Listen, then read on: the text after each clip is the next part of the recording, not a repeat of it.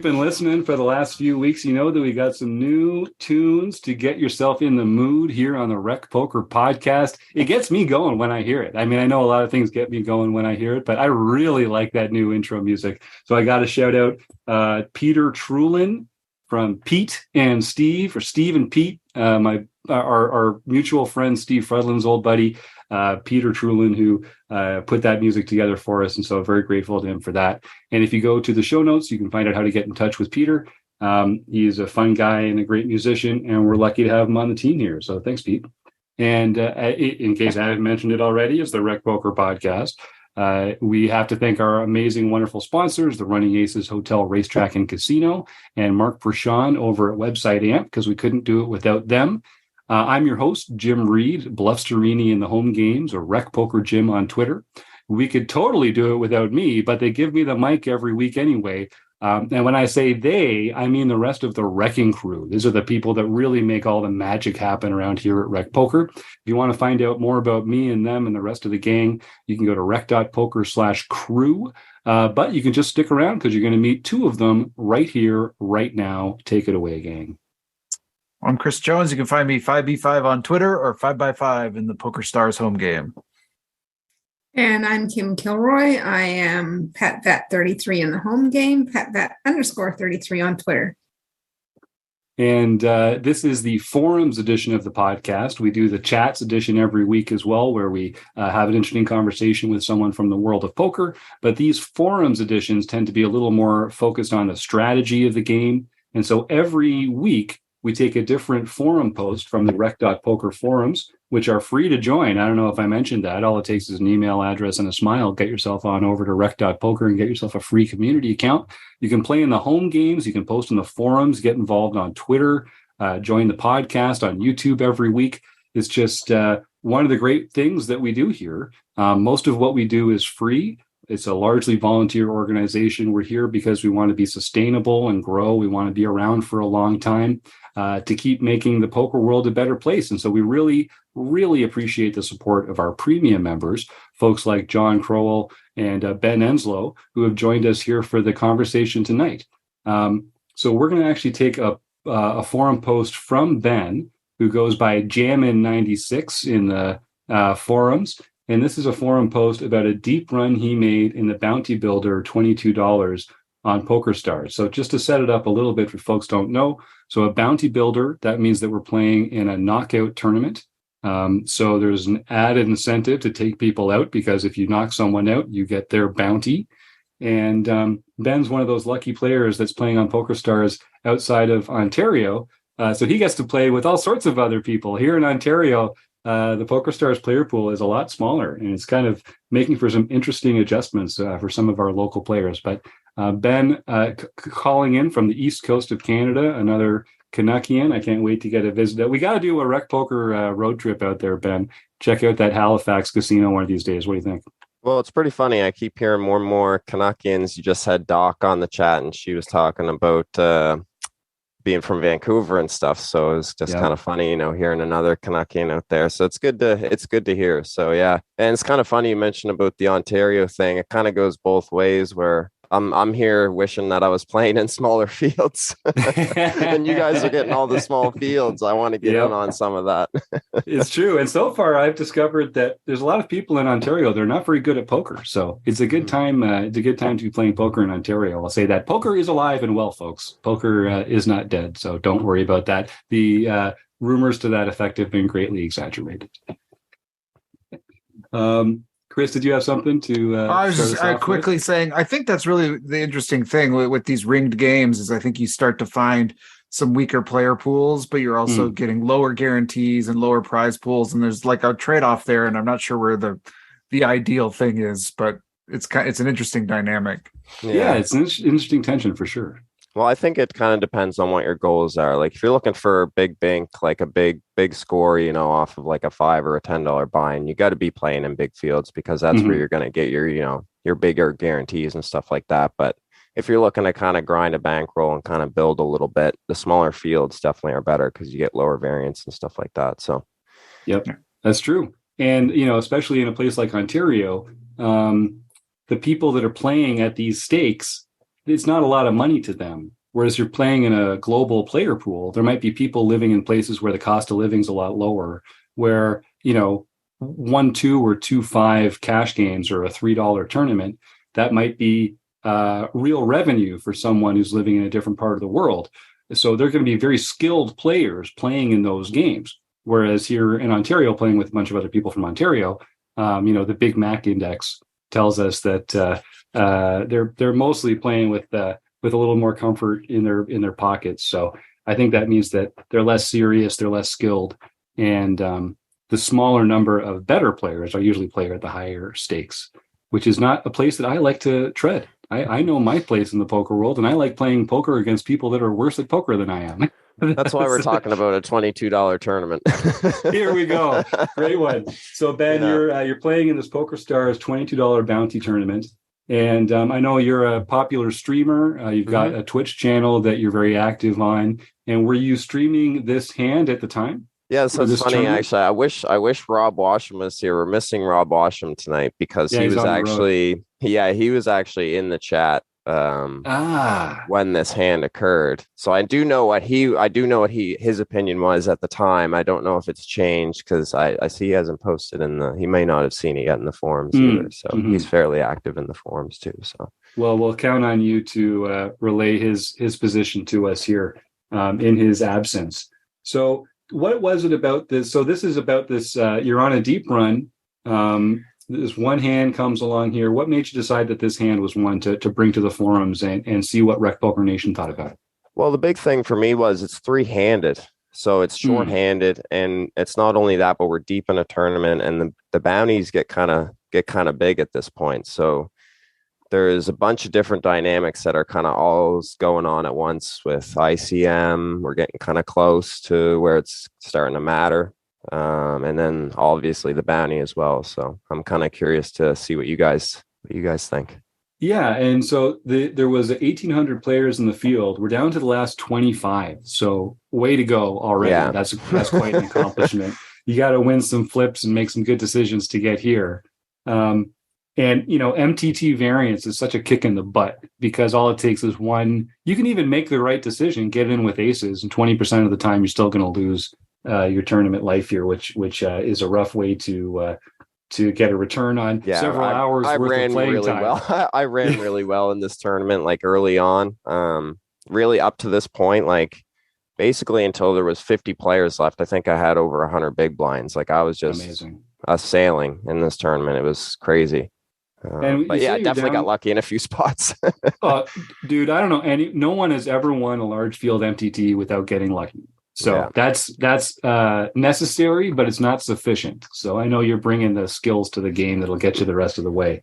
So 25 players left.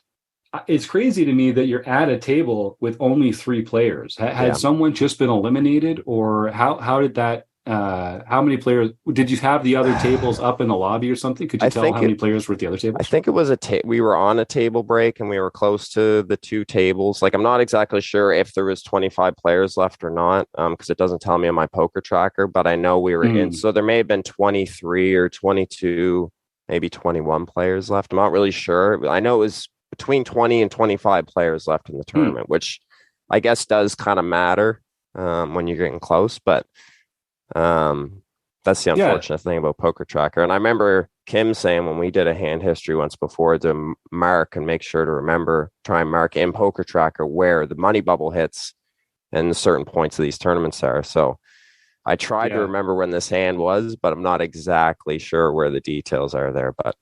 And if folks are listening at home, Poker Tracker, I have a long-running love affair with Poker Tracker. And one of the great features is you can tag hands and you can add notes to the hands in real time as you're playing.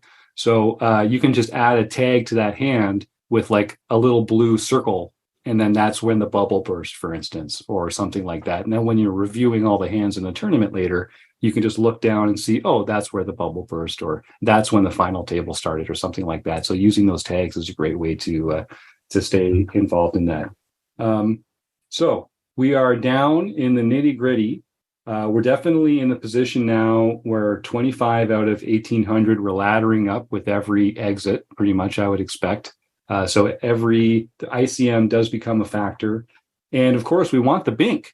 Like, we want to win an $1,800 player field tournament. So, and yeah, I'm very interested in this very strange dynamic of being shorthanded here. So we're on the button with about 61 big blinds. We've got our opponents in the small blind, who we've got covered, who has about 52 big blinds. And our main of villain is in the big blind with about 36 big blinds. So we've got both players covered. We're almost twice the stack of the big blind player. And I'll just read your comment here from the post. This is a great post, by the way, Ben, with some great details in here. We have 161 hands on our poker tracker on our friend in the big blind. They're playing a 30 VPIP, 20 RFI, 7 3-bet, and C-bets at 67%. So when I see a 30-27 player, that's going to be fairly wide, kind of a mix of passive and aggressive action, and a relatively robust 3-bet range at 7% there. Does anyone else in the panel here today, feel free, John, Kim, Chris, when you see a player playing 30-20, does that tell you anything about them? And of course, it might be a little tweaked by the shorthanded play, but I think over 130 hands, probably not many of them have been that shorthanded. So I wouldn't put too much stock in that.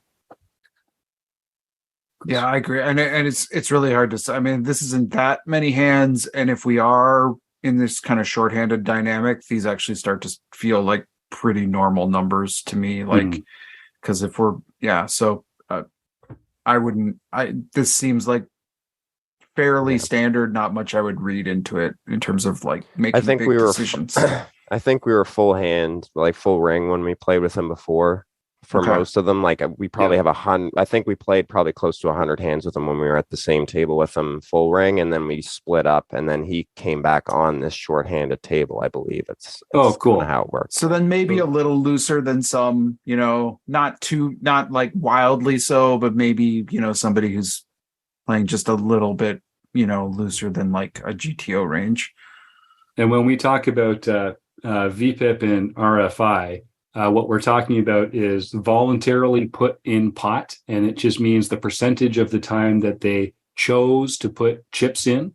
And when you measure that in a percentage, you're essentially measuring the percentage of hands that the player plays at all. And everyone plays pocket aces and pocket kings and ace king and pocket queens. So everyone plays like the top 5% of hands, and most people play the next 5, and a lot of players find a sort of comfortable place around 20%. 20% has a lot of pocket pairs, aces, suited Broadway, some suited connectors, some offsuit Broadway. That's a very comfortable kind of arrow on the chart looking up into the corner. And then once you get over 20%, you start getting more of those like gappers, more offsuit hands, weaker suited kings and stuff like that. And so you can kind of put yourself in your opponent's head a little bit and think about these are the range of hands that they're going to be playing at certain spots, and that helps you range them later. So when people talk about a 30-20 player, they're talking about a player who plays 30% of hands total and 20% aggressively. So that gap between them is the number of hands they play passively. So this player, I think Chris is right, maybe a little wide, but certainly still in the Goldilocks zone as far as I'm concerned. So we've got the button, and Ben, you say we open up with the ace of spades, 8 of clubs, and we're choosing 2.1 big blinds for our opening size. Now, when our opponents are 35 and 50 big blinds, was this 2.1 your standard opening size at this point? I think so. And looking back at it, I probably size up a little bit here now, looking at it afterwards. I was thinking that too. As you were saying it just then, I was like, I probably do 2.4 now that I'm thinking about it. Yeah. But I mean, 2.1, 2.4, it's still going to be pretty, I don't know how Kim probably be like, do 2.4. No, Kim's a technician when it comes to sizing and I think 2.2 is good.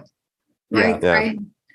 I think 2.4 is pretty large for the effective stack size of the big blind. Right. I mean, it's all semantics. Anywhere in that range of 2 to 2.5 is probably fine. 2.25 or get out. Exactly. Okay, so we make our typical open here, and I think ace 8 offsuit is a pretty uncontroversial open. Yeah, I don't think button. there's much to say. The small blind folds and the big blind calls. All right, so take us through. Do you have the hand up on your screen there, Ben? I just have the hand up in the forums. Oh, perfect. Yeah, exactly. That's one. But yeah, the flop comes the 3 of clubs, the 8 of hearts, and the 5 of hearts. And there's 5.15 in there. And he has 33, or they have 33.7 behind. So 3, 5, 8, 2-tone. We have top pair, top kicker, but no hearts. No hearts. And if you were listening to the Matt Berkey podcast a few weeks ago, then against a typical calling range, we've got about 65% equity with that top pair, top kicker on a board like this. So it's a pretty good place to be. So they check, and you lead out 1.7 big blinds, which is what is referred to as a down bet here. It's a bet that's smaller than your open raise, and they call. So any thoughts with the group on whether to bet or size of the bet or anything like that, Chris? I have big thoughts because I've been studying this spot a lot, and I've been curious because I know that Kim's got some possible, and I have not looked at a solver on this, but I've been trying to study these spots a lot. And I think this is a spot, this is like a classic spot where we want to go big. And the reason we want to go big is because, yes, our opponent can hit some really premium hands, but the premium hands they're hitting are only really sets and 2 pair. Obviously, they can't have a straight, they can't have a flush. Everything else is a draw, and they're going to have a ton of weak stuff too. They're going to have a ton of weak 1 pair holdings, weak top pair holdings that we dominate, 2 overs to the 8. They're going to have a ton of that kind of stuff as well. And we want to charge the ones that are going to come along. And it's going to actually really influence, not to spoil anything, but it's going to really influence our conversation on the turn. When we make a big bet here, we're going to make our life a lot easier on the turn in these exact kind of spots. So when you see boards that are like really big blind friendly, but not so connected that they can't have flopped a straight or a flush or something like that, and we have a really great hand that's vulnerable like this with ace 8, this is the classic kind of go big. And I would actually go pot with this, or bigger is my take. And I'd be curious if I'm right. I agree. But I think this is a big check back spot for a lot of our range. I think we're probably maybe checking back up to 50% of our range here. So, or somewhere between 40 and 50%. So, because we have to look at this sort of board, and the equities are not that far apart between a button and a big blind here. Was the small blind in here? No, he was folded pre. Okay. So our opponent doesn't have any overpairs. We would expect a 3-bet. Arguably, they don't have top set. They could possibly have pocket 3s or pocket 5s here. There's a lot of flush draws. We don't block any flush draws. They could have 2 pair easily. They could have any 2 pair on this board if it's a big blind that likes to defend with any 2 cards. Especially, I guess if they're only defending suited, they only have probably only 2 8-3s. And when you say, Kim, when you say they only have 2 8-3s, it's because we can see the 3 of clubs and the 8 of hearts. So they're not playing 3-8 offsuit. So they must have either the 8-3 of diamonds or the 8-3 of clubs, right? Right. But a lot of players will defend with all their holdings when to a min open by the button. So I still like the sizing. I think the sizing is fine. So when we do bet, because we don't bet as often, we are going to bet big here. And especially with our hand, our specific hand, because we need a lot of protection here. We can't price in random overcards with a heart in them.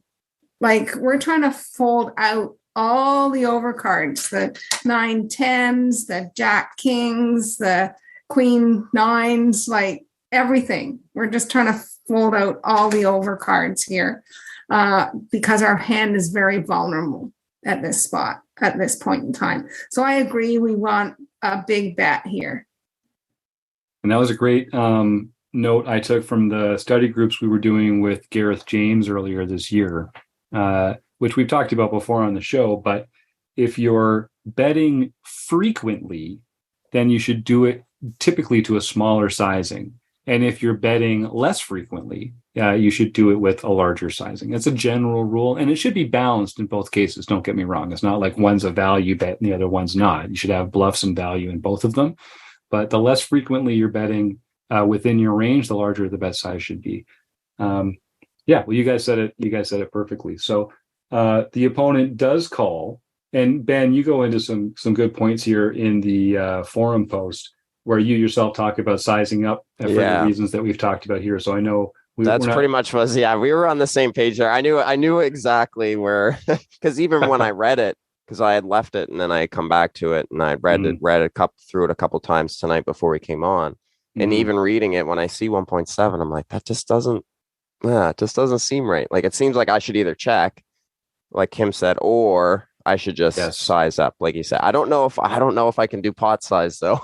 maybe I do like 4 big blinds. Maybe would that be too small? Or I think we're sort of in the middle here. If we're thinking they're closer to 30, I like the 4 big blinds. If we're thinking they're closer to 40, I like pretty much a pot size bet to put a maximum pressure on here. You're talking about their stack there, Kim? Their big blind stack? Yeah, the effective stack. Yeah. So, I mean, this hand specifically just needs a lot of protection. Yeah. We have no hearts in our hand, right? We have what's probable to be the best hand right now. And I think, Yeah. And that's another good point. We like having these kind of general rules. And when you know that your entire range is going to have different bet sizes, then just be thoughtful about which hands go into which sizing bucket. And generally the hands that are strong but vulnerable are going to be slam dunk choices for that larger sizing. There's other hands in there as well, but that's a good way to be thinking about that as well. So we do get called. And the turn comes the 7 of spades. So the board is 3 of clubs, 5 of hearts, 7 of spades, 8 of hearts. The pot's 8.5 big blinds, and our opponent has 32 left in their effective stack. So to use Ben's words, this is where the rails come off the tracks. Oh, and actually, I want to point out, one thing before we go on to that. I love this point that Ben just made about even just writing the post and reading it afterwards, he realized a sizing issue. He realized that there was something that he'd done wrong or something that he could have done better. And I just want to reinforce to our listeners, when you write a hand down, you're using a part of your brain that is different from the part of your brain that is just playing poker. When you're putting the hand into your own words, you have to think about it differently. And when you're reviewing it afterwards, you're thinking about it differently. And this is how we find these spots. Like, I can't tell you how many times I've posted into the forums and I've answered my own question just by writing it out, because my brain now has to actually analyze it and think about it and understand it and put it into my own words. And you can't BS yourself to your face. You can kind of BS yourself to the back of your mind while you're playing, but writing it down provides some accountability. Even if you don't share it with anybody else, obviously sharing it in the forums or sharing it with friends is a much better way to learn because you can get other people's perspectives. But even just the mechanical process of putting it into your own words and writing it down, posting it in the forums, you're going to learn a lot about the hand that you might not have learned otherwise. So kudos to you, man, for sharing this with us. So, the train comes off the tracks here. Our opponent checks. The pot's 8.5. So we bet here, which I think we're doing a lot. Does anyone want to talk about whether to bet or check here, or what the sizing might be before I reveal Ben's action? I feel like I'm betting here a lot. I want to, because I want to take us back to that flop. And I think this is why when we have a big bet, if we do a pot size bet here and we are called, this becomes a much, I think, easier decision for us. And because when we're called for a 1.7 sizing, I do think we have to continue here. I think we have to continue to bet. But we're going to be in some painful situations when we do. Now we could check it back. This is not an ideal card that has just shown up. But we're still holding top on a now somewhat scarier board. But if we are called after a pot size bet, I love checking back this turn. Mm-hmm. I think it gives us full permission to do it. And you know, it's just, I think it becomes an easier hand to play because we've done that larger sizing on the flop. That's my take. I totally agree with that take. Yeah. I agree. We talk about this sometimes. I steal this concept from the Thinking Poker podcast of contorting your opponent's ranges with your bet sizes. When we bet 1.7 big blinds, our opponent's going to continue with all his really good hands and then also a bunch of not as good hands. And so we can bet for value here on the turn because they still have a bunch of hands in there that we're ahead of. When we bet pot, we change the range of hands that they continue with. We exert this power over our opponent, and they're only continuing with that tighter range of better hands because they're folding those worse hands to a larger sizing. So as Chris says, when you make the bigger bet and they call, the range of hands that they can have on the turn is much smaller and stronger, intersects with this board better. And so this 7 is a much worse card for us. And we can check behind, having already extracted a lot of the value from the hands that we're ahead of. And now at that point, if we check back here, we're navigating to showdown and hoping to God a heart doesn't show up on the flop or on the river, basically. And then, we're really just trying to navigate to showdown at that point. Whereas here we're in this murky, I think I still need to push out some hands and I probably need to extract some value and protect this holding. We're kind of in this middle ground where we're not quite sure where to go. And I think the right choice with the hand as played is to bet this turn. That would be my take. Yeah, I think so too. And then what kind of sizing would we choose there in that case? Because we're behind more of our opponent's range than we were before when the 7 comes, because some straight draws came in. Some 1 pair hands are now 2 pair hands that are going to be dominating us. So does that make us want to? And I think there's kind of 2 schools of thought to this. I think you can bet big and just know that you're folding to a raise or that you're never putting more chips in on the river, or you can bet small and still try and get called by some of those worse hands. But you're still putting chips in an unenviable spot. Kim, you look like you've got something to share. Yeah, you said never calling a raise. I think that's wrong. I think that there's a lot of hands that we're going to bet here and we're going to call an all-in jam. Most of our 8s that we're betting here, since we only got to this place with 8s that wrap around. We should have only gotten here with 8s that wrap around this. So 8, 9, maybe Jack 8, 8, 6, things that coordinate with the board better. And those we're going to call off with. We're going to be calling off with those hands. When I ran it through the solver, we never get to this point with ace 8, but they do want you to call off with king 8 offsuit, if that okay. All right. If that makes you feel any better.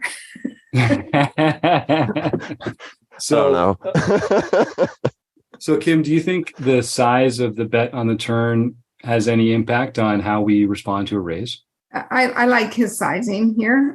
If he's going to bet, I like this size on the turn, the way this hand was played. And so on the turn, the pot is 8.5 big blinds, and Ben leads. Our opponent checks, and Hero Ben leads 6 big blinds into the pot, 6 into 8.5. Our opponent jams For 2 times pot, right? About 2 times pot? Yeah, they've got 32 bigs behind. Yeah. So we put 6 in and 8.5. So there's 14.5. So yeah, a little over 2x what's in there at the moment. So who are our math wizards? How often do we have to win this hand for a call to be profitable here? We only have to win it 50% of the time. Is that right? Someone who's smarter than me, do some live math here. I refuse to do live math on the air anymore. I don't do it. But yeah, you did pretty good with Berkey the other day. that was close. That was close. Yes. So sorry, what was our actual number there? 14.5, and then they're shoving 32 into it. So it's about 2 and change times the size of the pot. So we're gonna have to call. How much more is it then at that point? We're gonna have to call 18 into a pot of 20. 30. No, 20. 26. 20. Yeah, 26. Right. Our opponent has 32. They're going to call our 6 and then jam in the rest. So it's 26 more on top of 20. 26 more. We got to call 20 more. There's 20 in the pot. So there you go. So a little. We have to be right a little more than that, but not a whole lot more.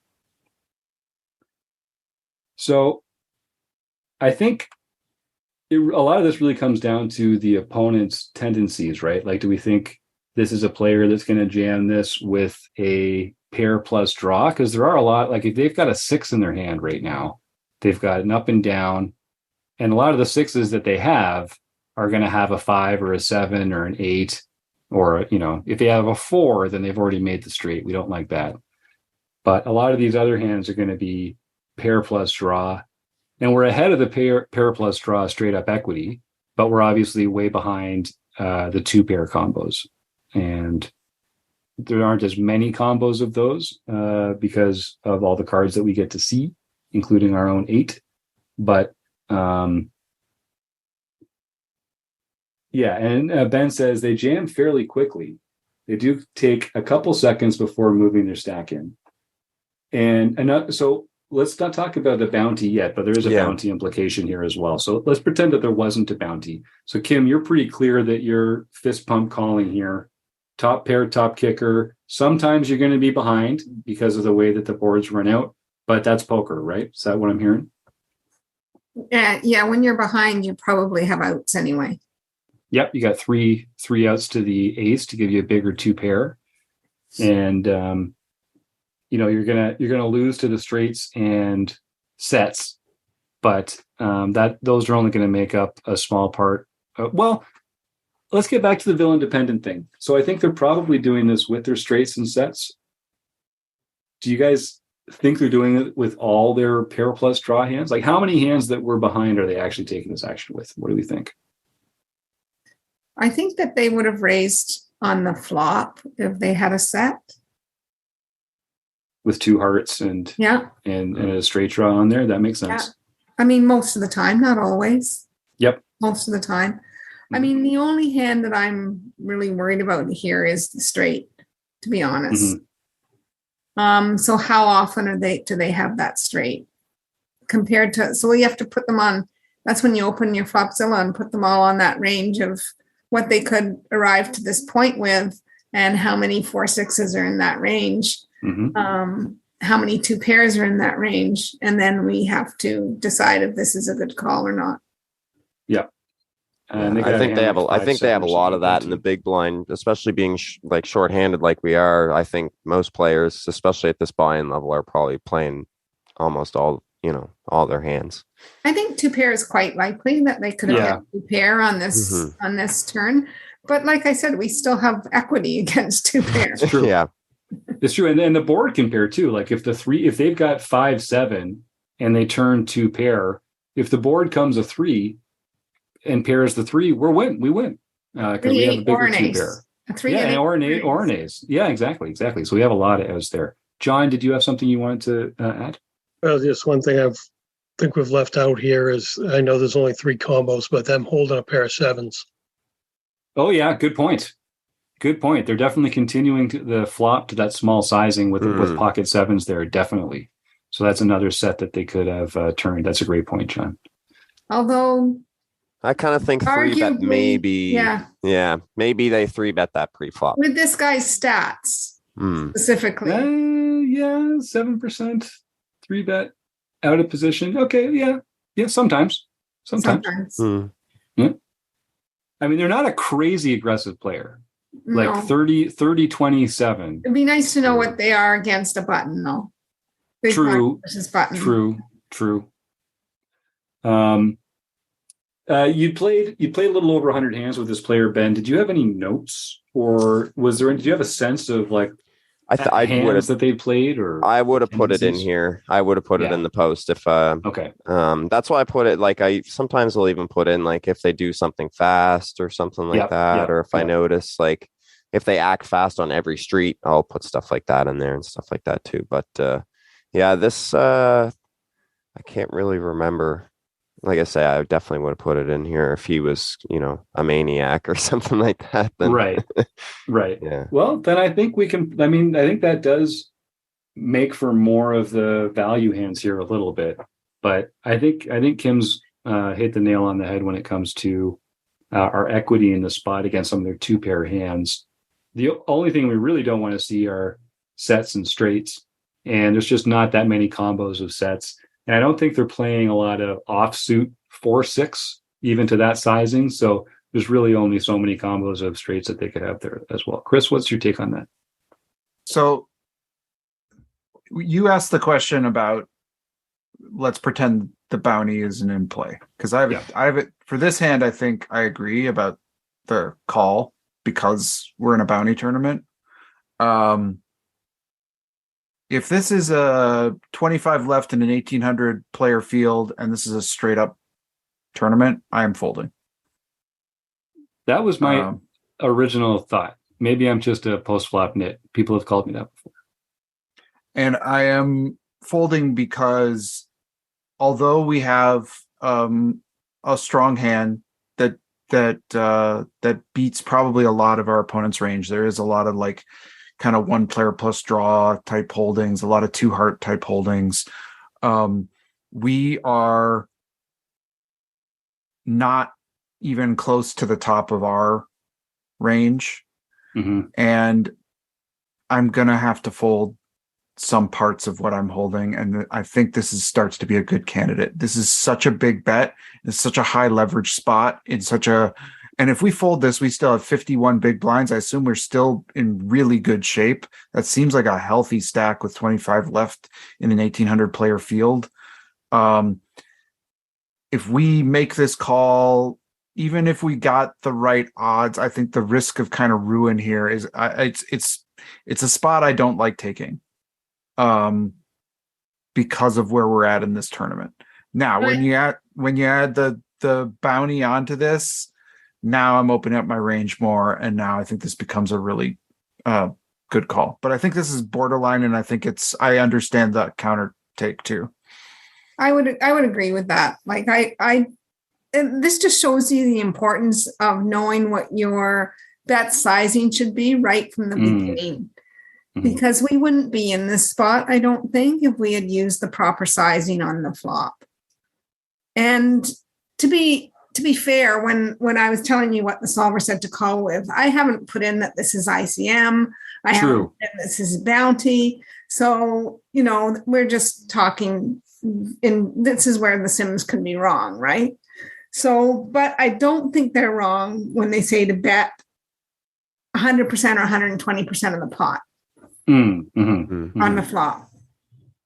And and we've kind of teased this out already, but one of the reasons to do it is just the quality of life benefit of having easier decisions later in the hand, right? Like the quality of life equity, the happiness equity of just not having to stress over these weird spots, because your bigger sizing kind of clarifies their range in a bit, where I think if they call the bigger flop bet and then we still end up betting the turn for some reason, then I guess the stack to pot ratio is not quite what it would be anyway, but the action's telling us that they've got us beat a lot more in that case. When we do the smaller flop sizing, we are in this plot where we're like, they could still have a bunch of garbage that we're ahead of here because they didn't, we didn't give them a chance to fold it. And that does make me uncomfortable. Me too. And it made me uncomfortable in the spot. I was in the tank for this one for quite a while. So. And then again, and then just to tell the audience, so they do have a bounty of about $165. Yeah, $165 bounty. And I think that was, I don't want to say that because that is like, I'm talking about pay jumps, but it's still, they're fairly small compared to this bounty, right? So if I call and win, I still, it was really close. And this is why I was like, oh, I should, yeah. Now looking at it, I was like, I should have been a bit big on the flop, that bigger on the flop. But and it goes to show the benefits of having a bigger stack, of chipping up more aggressively in the earlier stages of the tournament, because you can even call this and be wrong and still have a 30 big blind stack. Yeah, and that's what I was just about to say. That was another factor that played into my mind. Was I was like, I know I can play off 30 big blinds or 25 big blinds and run it back up. So I could still go the other way, but I don't know. I was comfortable. I was fairly, I was playing my A game and stuff like that. I felt like, until I reviewed this hand, and then it's like, maybe not. Now, does anything change for people if they have us covered? If it's our tournament life on the line, and now we have to call, we can't win the bounty and we can lose the tournament. Does that twist the dial for anybody? I think absolutely. Yeah, sure. I mean, I think this is pretty easy fold in that case. I think that big a bounty, though, would sway me to the call here because it's not my tournament life. I still have a reasonable stack left if I'm wrong, or if I'm wrong and I don't hit the river. I think so. And I think that's what pushed me to call in the end, which I did end up doing. So, John, what's your take? Ben, do you remember what that bounty was relative to how much money you had already earned, in the tournament? Yeah, we had quite a few bounties already. I think I had a couple $100 in bounties already. Well, but I mean, what the next pay jump was. On the pay jump. I'm not really sure. I couldn't tell you. I could probably actually pull up the tournament, but you guys can chat a little bit. But I can't remember what exactly. Because I'm just curious if that bounty was worth more than the next pay jump. I don't think it would have been. I don't think it would have been, because that was still like, in that point in those tournaments, it wouldn't have been worth the next page. Like, it would have been worth way more than the next pay jump for sure. Yes, definitely 100%. Bigger than the difference between the two spots. Yeah. I think that's right. So that's listen, that's how you make money in these bounties. That's one of the ways you make money in these bounty tournaments, is by snapping up those shorter stacks when they've got a big juicy bounty on there. Chris? Yeah, I think my big problem was this wasn't a short stack. This was like quite a substantial chunk of it. This is like half our stack, right? So go ahead, Chris. Sorry. So I think this whole notion that we're talking about, it changes a lot if we're the ones that are covered, and we should tighten up a lot in that spot. But when we are the one covering them, and we've got enough chips behind that we can afford to absorb a loss, that plus the bounty really puts me further in the call camp. No doubt about that. So Rob said fold in the chat, by the way, because I didn't want to spoil that before we came on live. But Rob type, I would have folded in the chat. Yeah. So I thought that was funny. That's why I wish he was here. But a little shout out to Rob Bosch from Radman50 there. But yeah, he's the best. Of course he would. Yeah, right. Of course. Well, but was he right? Give us the results here. So he ended up being right. So at the time, this was like 10 hours into the session. So I was a little tired probably, but I won't admit to it. But I actually thought they had sixes when they first turned it over, and it ran out a straight. They end up hitting a straight on the river. I can't remember what river card it was. But what did they have though? They had 8-6. They had a 6 of hearts and yeah. So they had the pair plus draw. Yeah, they had a pair plus draw. They had 8-6. It was the absolutely right call. Yeah. Yeah. Yep. Exactly. It was. It didn't run out well for me, and they ended up scooping the pot. But yeah. That's funny. When we were talking about the hand, I was saying like, so the best case scenario is they've got a hand like Jack 8 or something like that, where they're dominated. But that 6, that kicker is just like the one card you didn't want them to have. Yeah. But even pocket 6s I was ahead of too. And I had considered that in there as well as maybe a possibility, but I thought maybe a raise sooner in the hand. Right. But yeah. So I've got one question. Maybe I'll save that till the end. So you called, they rolled it over, you lost the 30 big blinds there. How did you like respond mentally and emotionally at that point? Was that frustrating? I mean, I'm sure it was frustrating, but it was definitely frustrating. And Kim can attest to this because she's watched me play a few times and stuff like that. You usually when I've lost a big pot, like there's some flamboyant words, and the mouse might, you see my mouse go, I try not to break my monitors because they're new, right? So I'm just trying to be gentle with my new stuff. But yeah, so for me, I just find I have to step away, even if I have to sit out the next couple of hands, even if I have to sit out 2 hands, that's fine. I've gotten to the point now where I realize where I'm at mentally. But I think I was actually pretty good here because I realized that I got it in good and I almost won. Right. So I realized, pretty quick, after the frustration and stuff, that I was pretty darn close to winning that bounty.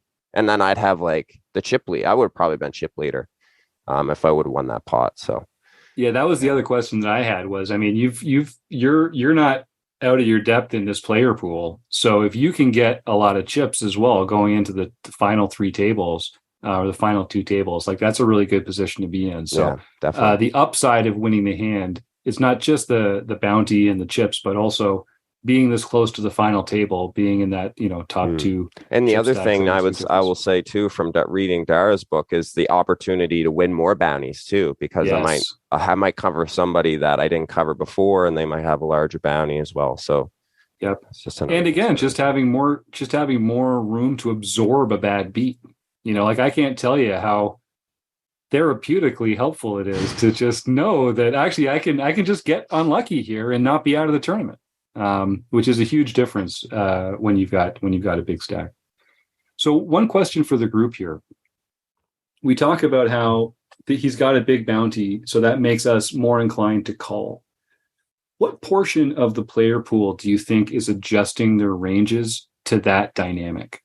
Like if they know they've got a big bounty and you're more likely to call, shouldn't they tighten up their ranges that shove so that they're ahead more often when you call with your wider bounty scooping range? Do you know what I mean? 0%. 0%? Does anyone here do that when they're in this kind of a spot? Like I play a lot of knockouts, and I always find like when I have a big bounty, people want to call my shove. So I don't shove as light as I would in a typical tournament. Just like when people have a big bounty and I have them covered, I call lighter because I want to win that bounty. That's the kind of thing that someone could kind of take advantage of if they knew that there's a bit of a leveling war, I guess, that comes out between some players. Am I the only person here that thinks like that? Because I would believe that. I'm weird.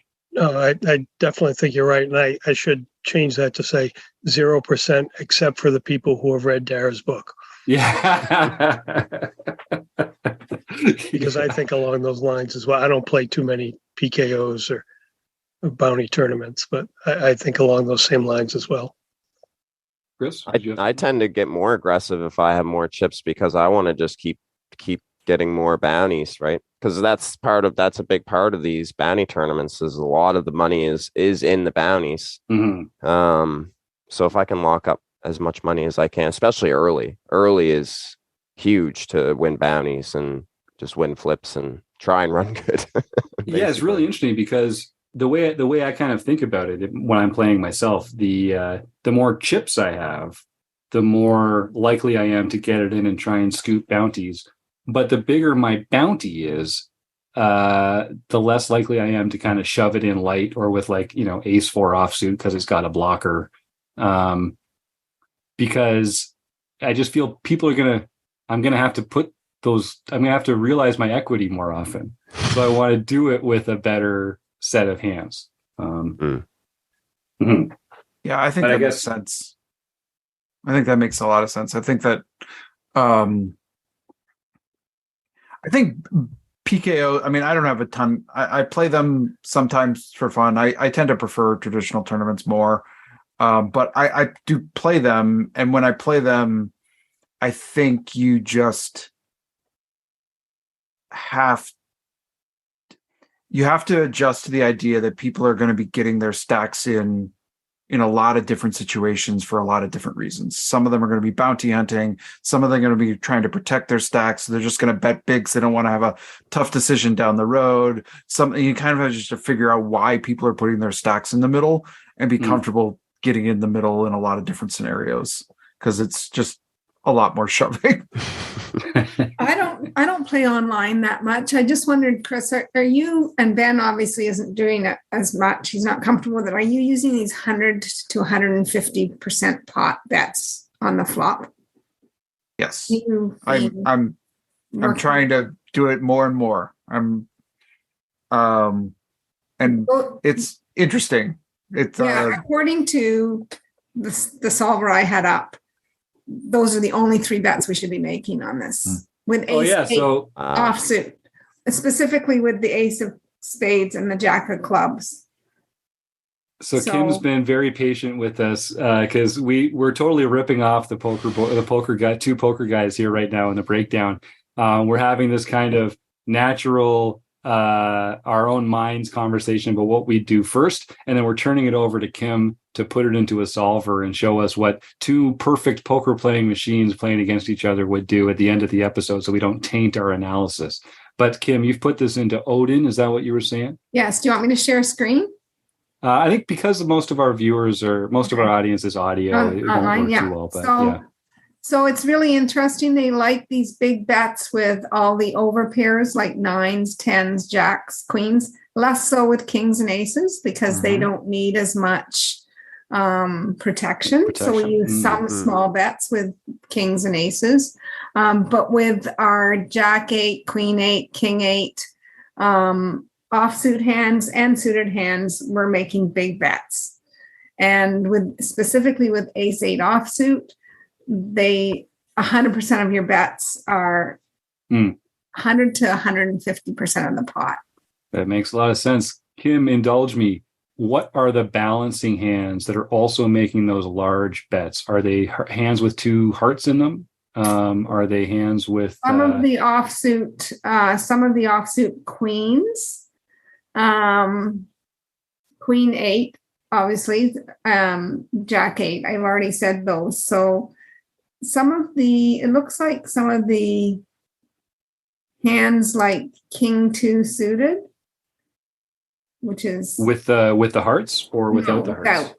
Without. Okay, so they've got it back without, like with clubs and with diamonds and with spades. They like those big bets. Those big bets, really? Yeah. So they're not natural, like semi-bluffing hands that they're balancing that big bet range with.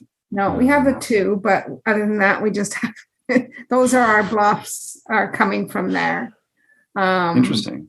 So what are they doing with a hand like if they have a hand like 6-7 of hearts? What are they doing with 6-7 of hearts on this board? And the board, just for our audience, is 3 of clubs, 5 of hearts, 8 of hearts. So 6-7 of hearts would be 7 high. Is a high check frequency, like 42% check,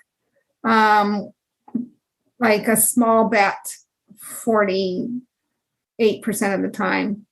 And then I'm so bad at poker. And then 2/3 of the pot just vary like 10% of the time. So it's a small bet or a check. I'm just looking it up too here. And one of the other things I think to note here is that in addition to some of the other ones that we're finding that are bluffy like I'm seeing, and I don't know if you're seeing this too, but like some of our ace hearts, our ace 9 of hearts with the ace of hearts, those are some of the bluffs that we might find in this spot.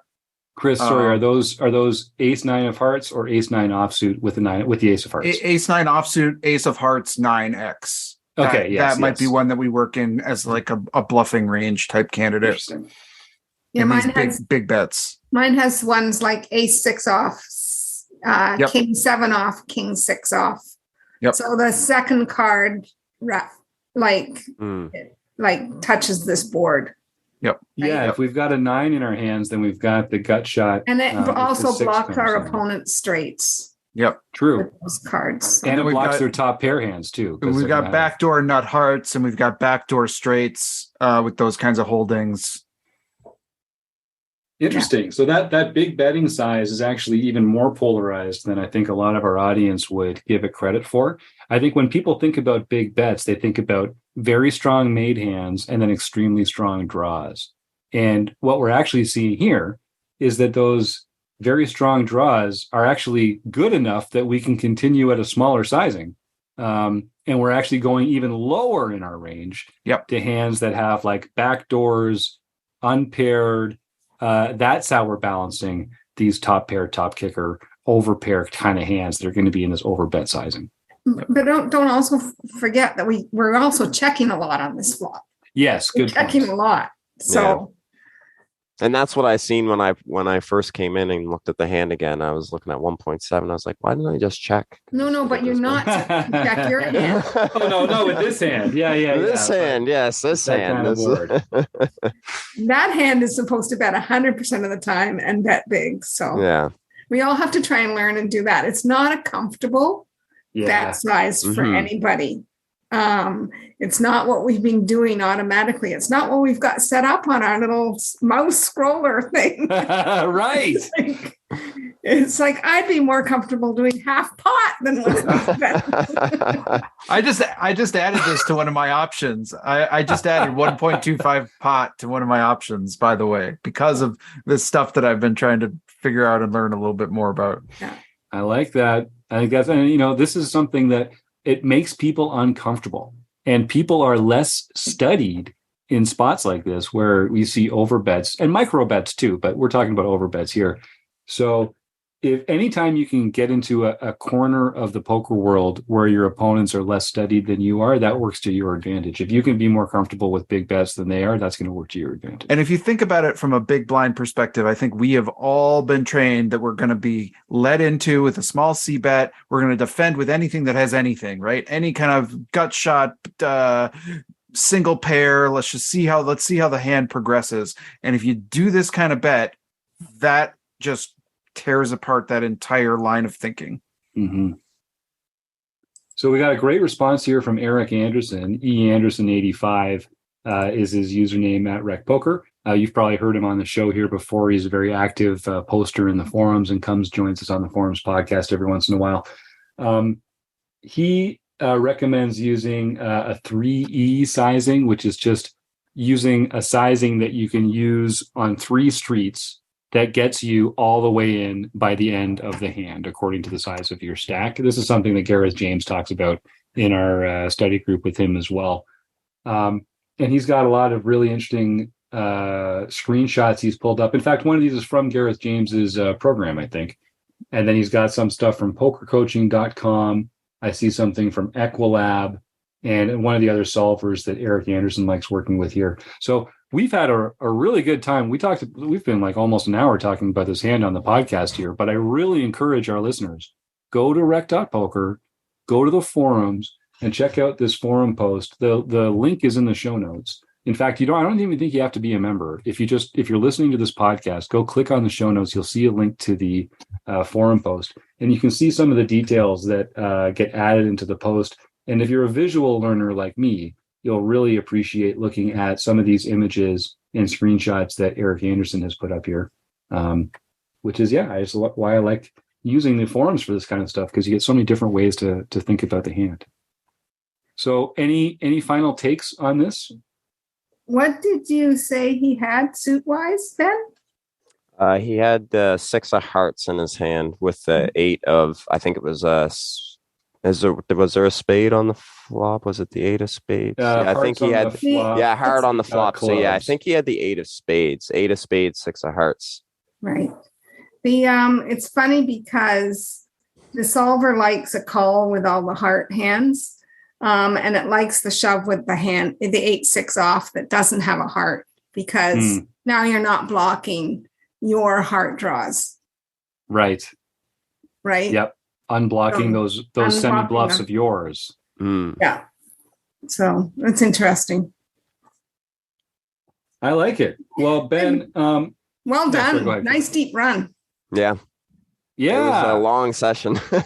Yeah. And I was glad I managed to come back from this. This was the toughest spot in the whole tournament. Like the rest of the time, it was honestly almost boring just getting it in, winning, getting it in. I don't want to.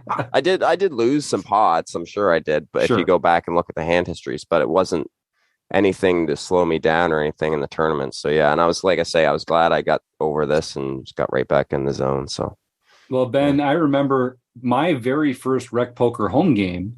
You were at my table. And so was Chad McVean. Yeah, I remember I joined.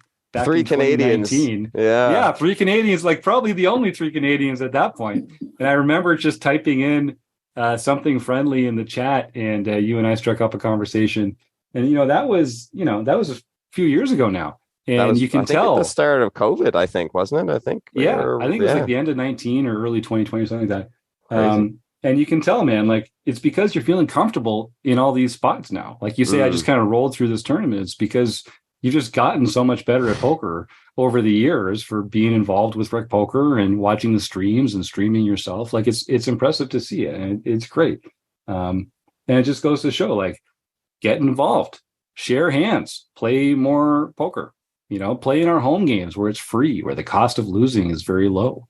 Not only will you make some friends, but you get a chance to try out some cool stuff like 1.5x pot bets and stuff like that. So Ben, if folks want to follow along with you and watch the stream and cheer you on for all your future success, is it Twitch that you use to? Yeah, so I'm on Twitch. Thinking about branching out to YouTube, but it's still in the works. But just Twitch for now. So just go and check out there. It's BJammin96. So it's not. My full name is Benjamin. I even say it, and I look for my mom, but it's BJammin96. So we be jamming over there, and nice. Yeah, now come and hang out, and it's a work in progress. It's been quite a few years in the making, so I definitely appreciate anybody that could come over there and pop in the chat and stuff. Definitely much appreciated. So. Are there certain times or days where you stream? Well, weekends, yeah. So weekends for now, and then I work a seasonal job right now. So I'm looking at probably switching to like a weekly schedule, probably 3 days a week, sometime here in the later months of the fall. So stay tuned for that. I don't know what's coming up for online events and stuff like that, but I usually play on all the sites. If there's big online events and stuff like that, I'll usually dabble in all of them: ACR, 888, GG, Poker Stars. So nice.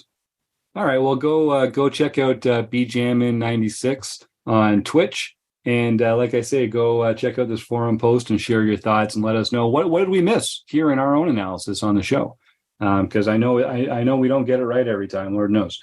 But all right, with nothing else, I want to thank Chris and Ben and Kim and John, and Ben particularly, for sharing a hand where he did something that he knew was a mistake. Like, it's easy to just post forum posts where you win a hand and like you get to feel proud about making good decisions, but that's not how you learn.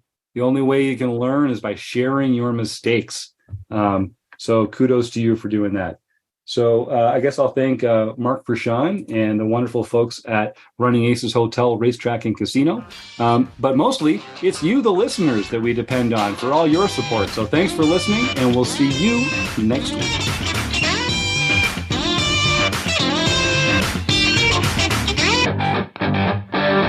I like this part.